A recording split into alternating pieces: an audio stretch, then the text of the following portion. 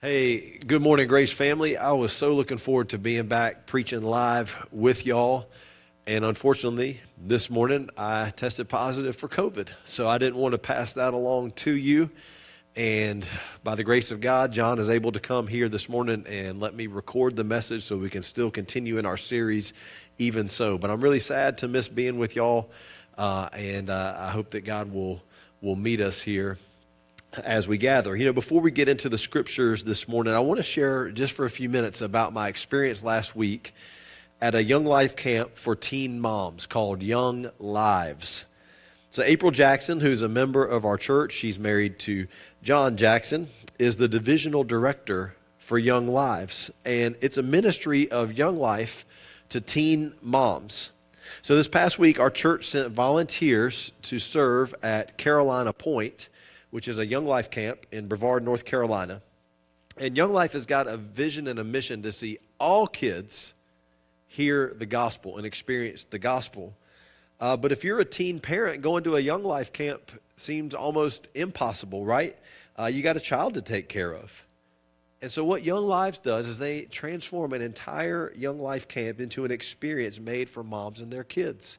They set up nurseries in rooms all over camp. They store pack and plays and strollers and diapers and wipes and onesies all there on site so the moms have everything they need to come to camp with their children and have the best week of their lives.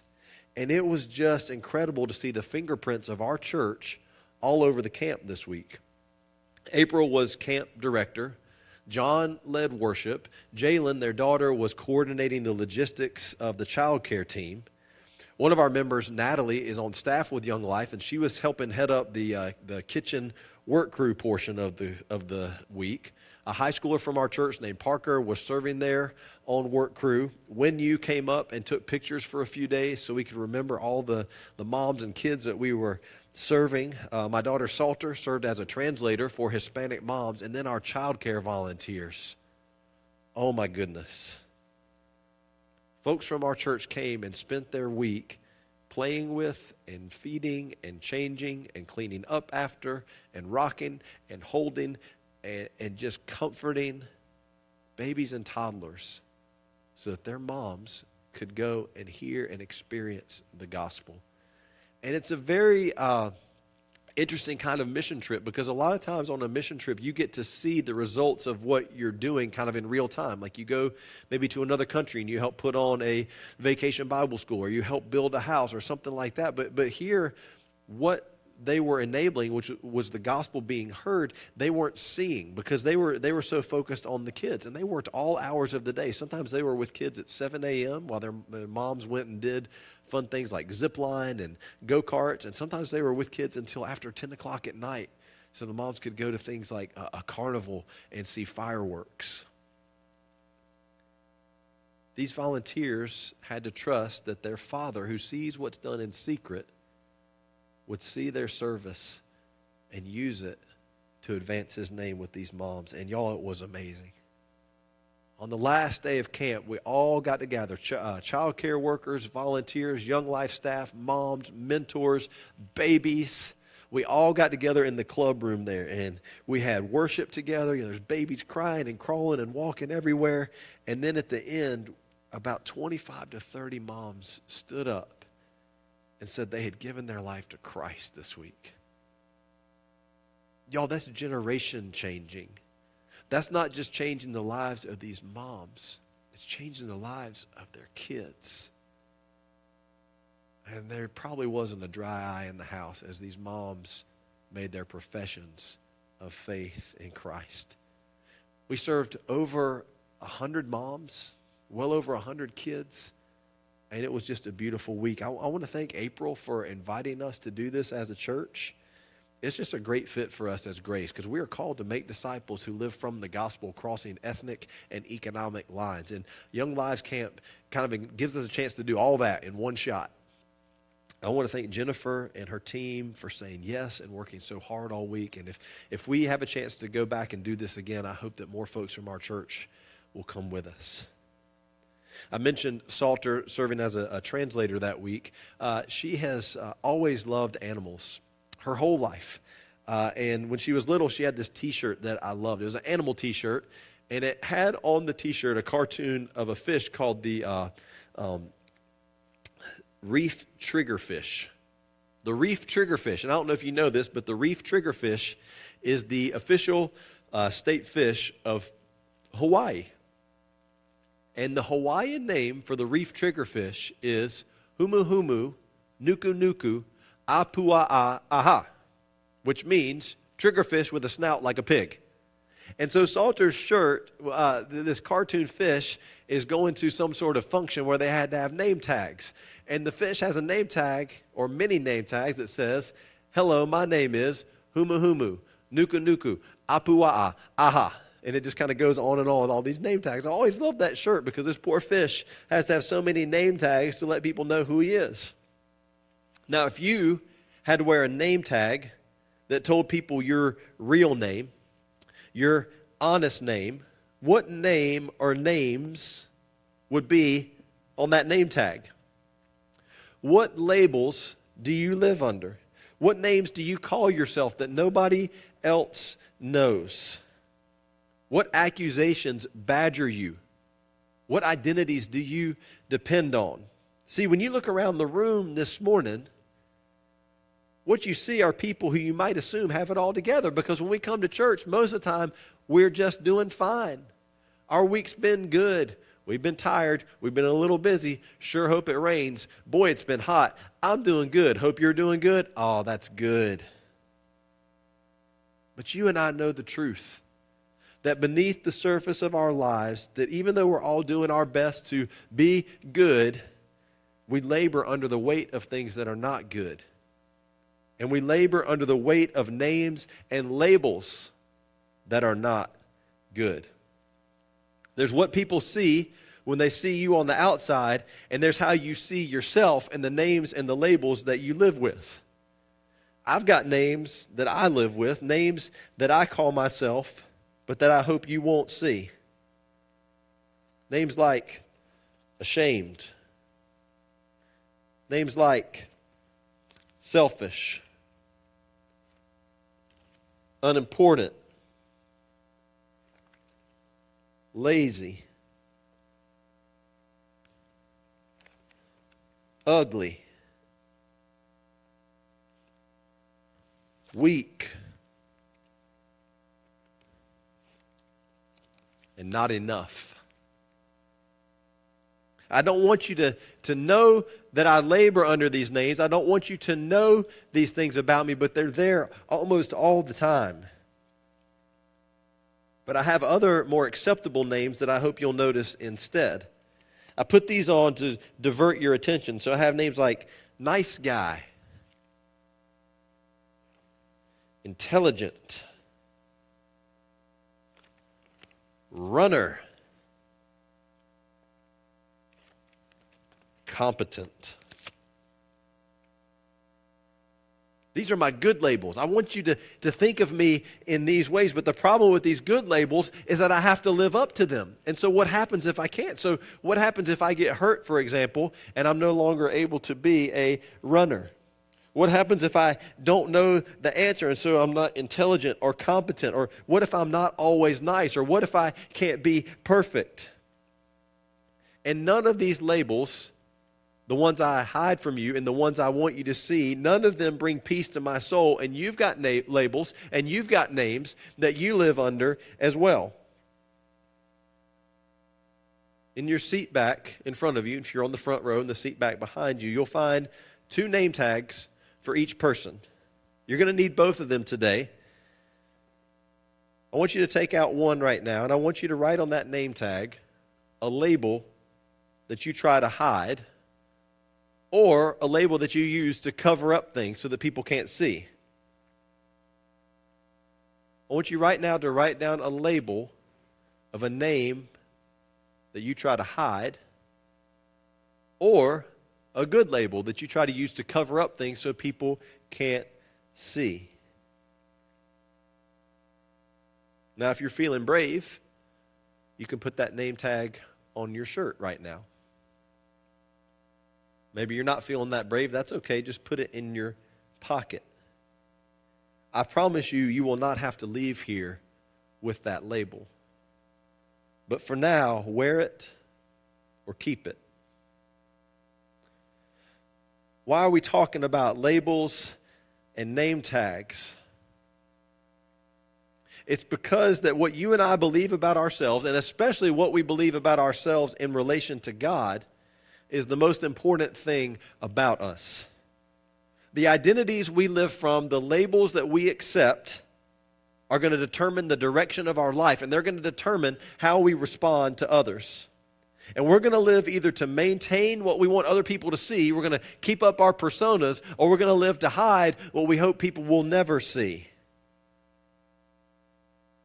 And it's a lot of work, and it's exhausting, and we don't feel like we can be real. Today's passage from the life of David is going to speak to us about the labels that we live with and what God has to say about them. We're going to be in 2 Samuel chapter 9. As we enter into the text, David's living a good life right now. God has given him rest from all his enemies. God has placed him as the king in place of Saul. God has fulfilled his promise, and David is grateful. Last week we looked in 2 Samuel 7, and David looks around at his life, and he says, "Who am I, sovereign Lord? And what is my family that you have brought me thus far?" David is grateful. He knows that he is living by grace, by undeserved favor. And he's participating in a larger work that God is doing in the world. See, this is not about David becoming king. It never has been. It's about God revealing himself to the world through his covenant people, Israel. In chapter 7, verse 22, David says, "How great you are, sovereign Lord. There's no one like you. There's no God but you, as we've heard with our own ears. And who's like your people, Israel? The one nation on earth that you set out to redeem as a people for yourself, and to make a name for yourself, and to perform great and awesome wonders by driving out nations and their gods from before your people, who you redeemed from Egypt. You've established your people Israel as your very own forever, and you, Lord, have become their God. Sovereign Lord, you are God. Your covenant is trustworthy, and you've promised these good things to your servant." See, David knows that he is a man who is dearly loved by God, that he's participating in a larger story of God's redemptive work in the world. And so chapter 8, verse 15 closes that chapter saying that David did what was just and right for all the people. He lived from this identity as a covenant partner with God. He knows that as a king, he's to extend that covenant love to others. So in chapter 9, verse 1, David says, "Is there anyone still left of the house of Saul to whom I can show kindness for Jonathan's sake?" Saul was the previous king from David, and this is a very countercultural, maybe foolish thing to do, because when a new king comes into power, he typically moves to eliminate the family of the king that he's replaced. You don't want them coming back for revenge. You don't want to have them hanging around. You don't show kindness to your enemies. You destroy them. But David is now looking for a chance to show kindness to the family of King Saul. The word translated kindness here is a very important word in the life of God's people. In Hebrew, it is hesed. And hesed can mean kindness, but it's so much more than that. Hesed means covenantal love. It's a love that seeks the good of others, especially when there's one who is in power seeking the good on behalf of those who have less power. So God, who is all-powerful, promises to show hesed, covenant love, to his people Israel. And now David, as God's king and representative, is looking to extend hesed to Saul's family. David's doing this because he made a covenant with Jonathan. Jonathan is Saul's son, and David and Jonathan were great friends. And Jonathan asked David to promise that he would show hesed to his family even if Jonathan died. David made a similar oath to Saul out in the wilderness. Saul said, "David, promise me you'll show kindness to my family when you become king." And David said he would, but now Jonathan and Saul are dead. So David doesn't have to do that. Who's going to know? But he chooses here to live into his kingly calling, and he honors the covenant he's made. He keeps his promises. He wants to extend hesed to someone in Saul's family, but they can't find anyone. So they send someone out to Saul's old home place, and they find this servant named Ziba. And Ziba comes in, and David asks him, "Is there now one still alive from the house of Saul to whom I can show God's hesed?" It's the second time in this passage that we've seen the word hesed used. And Ziba says, there's still a son of Jonathan. He's lame in both feet. That's an unusual answer, isn't it? There's a son of Jonathan. He's lame in both feet. This son of Jonathan, the grandson of Saul, his name is Mephibosheth. And right here, he's being labeled by Ziba, labeled by his brokenness. Why does Ziba include this detail about him being lame? I don't think it's because he has compassion for Mephibosheth. We learn a little bit later in the chapter that ever since Saul's death and Mephibosheth's exile, Ziba and his family have been living pretty well. He's got 15 sons. He's got 20 servants of his own, and they're all living on Saul's property like it's theirs, because who's going to come back and kick him out? He's prospering on land that is not his, and here comes David wanting to show hesed to one of Saul's descendants, which means that Ziba and his family are about to lose their spot. So Ziba is labeling Mephibosheth as someone who's not really important, not really worth bothering with. He's lame in both feet. He doesn't bring much to the table. He can't work. He doesn't have much to offer. You know, it's never an easy time in history. There's never an easy time to be crippled, but it would have to have been especially difficult in that day and time. You'd be completely dependent on others. You wouldn't have much of a life at all. Now, how did this son Mephibosheth end up this way? Well, back in 2 Samuel 4, when Saul is killed in a battle with the Philistines, word gets back to his household that the king has died. And the Philistines, y'all, they were ruthless enemies. And they would wipe out the family of the kings and the people they defeated. And so everybody in Saul's household panics. And Mephibosheth's nurse grabs him by the arm and starts dragging him out of the house because they have got to go. And in their hurry to leave, she drags him so much that he breaks his ankles trying to keep up. And maybe the ankles didn't get set correctly. Maybe he had to walk a ways while they were hurt, making them worse, but they never heal, and he's crippled the rest of his life. To make matters worse for him, he's living in a place called Lodabar. Lodabar literally means no pasture. And so Mephibosheth, who was once in line to inherit the kingdom, is now an exiled cripple living in the land of no pasture, living in a fruitless land. And he's identified to David by his disability, labeled by his brokenness. Have you ever experienced that? Have you ever experienced being defined by your brokenness, by the things that make you different, by the things that everyone sees but you wish you could hide? So David sends for Mephibosheth, and you can imagine the fear that he feels while he's traveling there. It can only be bad news for him. David either wants to kill him or put him into prison, because that's what you do to the relatives of the king who lost. And so when he gets to David, Mephibosheth bows, and I imagine that must have been hard for him. It's hard to bow when your feet and ankles don't work. It's hard to get back up when your feet and ankles don't work. And David says, Mephibosheth. And he says, that's your servant. And he's probably still bowed on the ground. He's humbled, he's broken, he's expecting the worst. And then David says something that he does not expect. David says, fear not. Fear not, for I will surely show you hesed, covenant love and kindness for the sake of your father Jonathan. I will restore to you all the land that belonged to your grandfather Saul, and you will always eat at my table.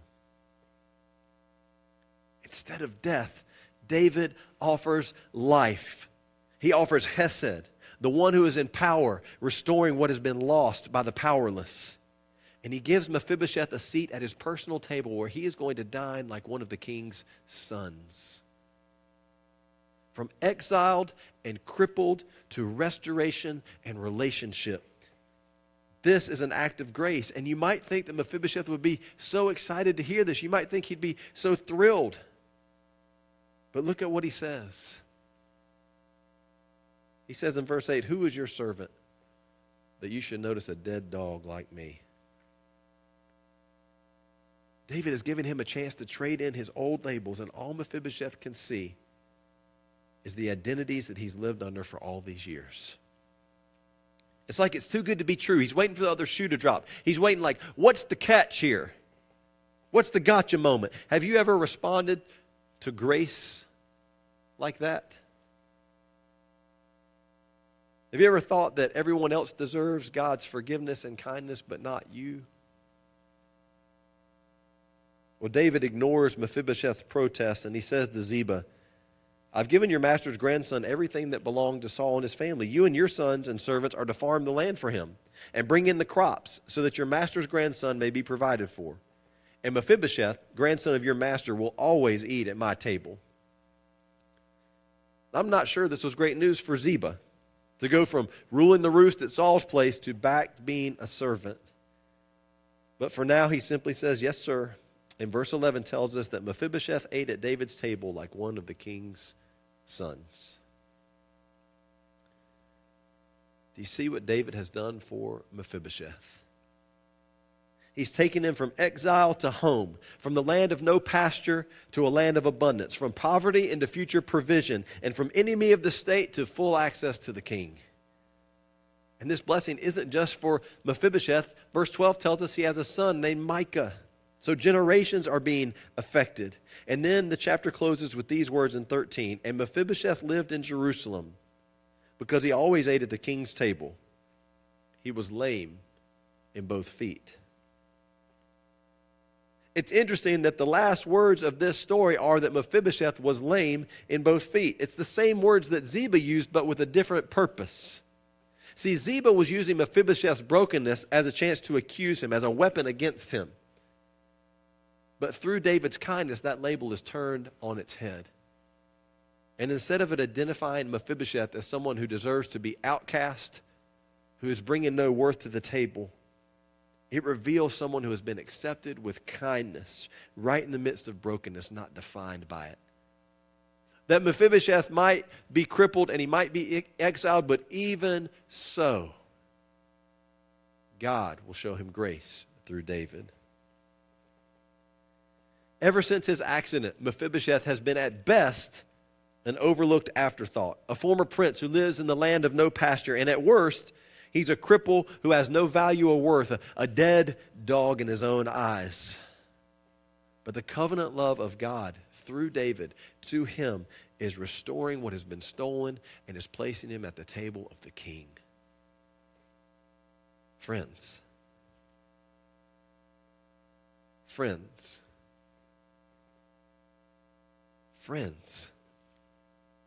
can you see that this is a picture of the good news of the gospel? That our sin and the sin of others have crippled us. They've led us to embrace labels that focus on our brokenness and our shortcomings. That sin has labeled us unworthy of love, has given us name tags that we don't dare show to others, but we see them and we feel them and we know they're there and we try to cover them up.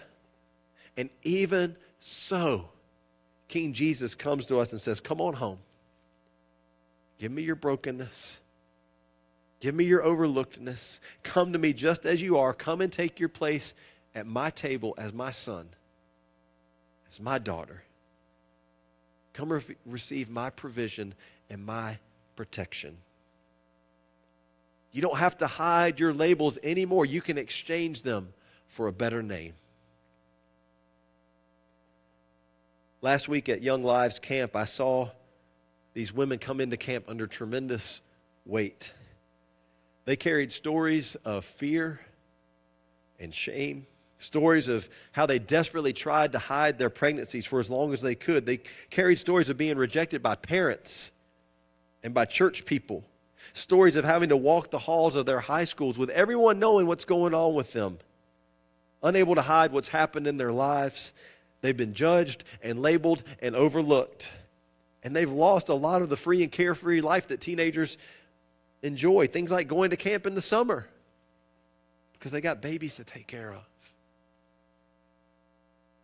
I watched these young moms on day one of camp get off buses from North Carolina, Alabama, Tennessee, Florida, Georgia, Louisiana, South Carolina. I watched them step into seas of cheers. These Young Life staff are cheering for them as they get off the bus, and they're helping them get their stuff off. And some of these moms look like deer in headlights.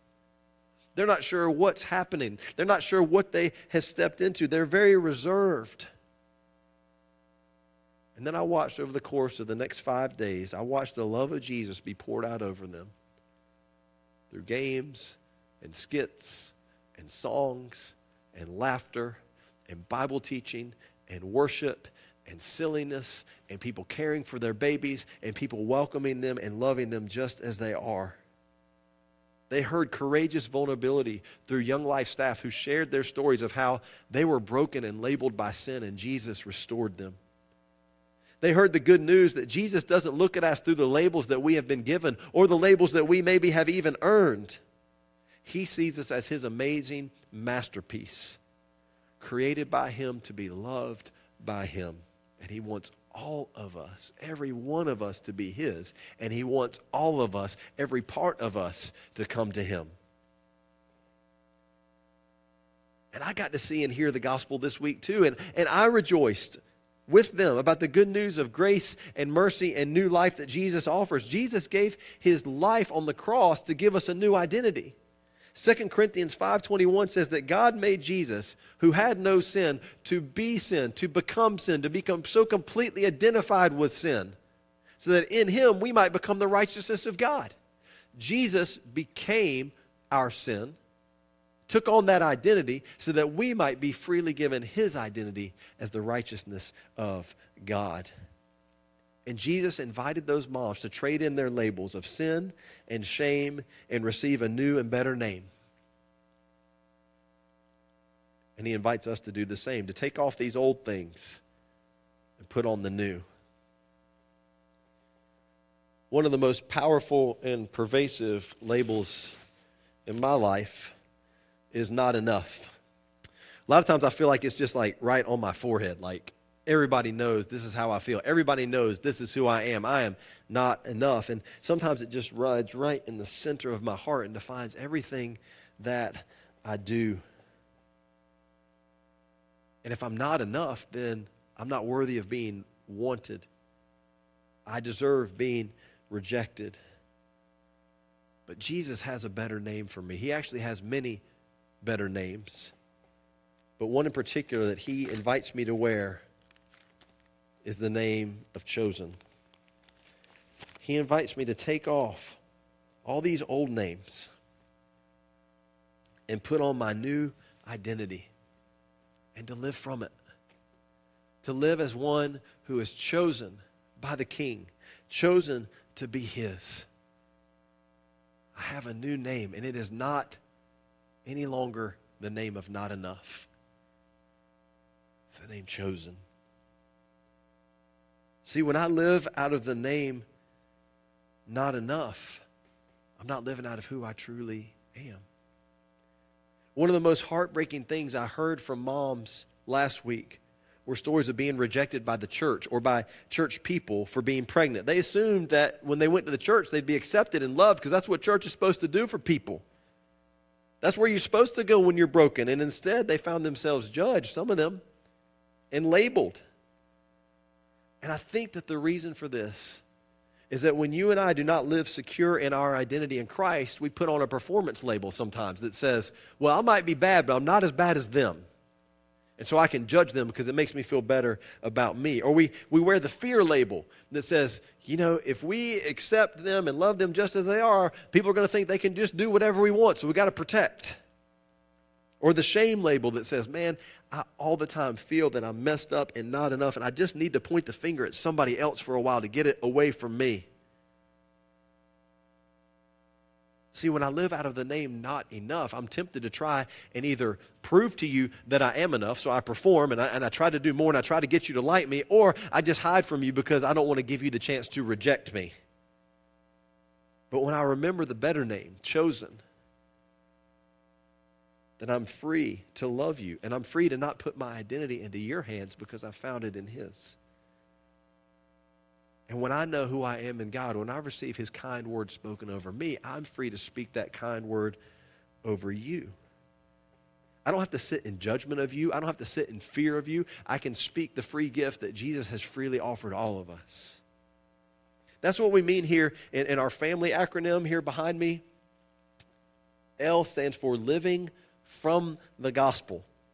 That means that we've got to find our identity first in Jesus, first found in God's love, and then that leads us to live differently towards others. We live from the gospel, not for it. We live from acceptance, not for it. The gospel is for all who believe, not those who behave.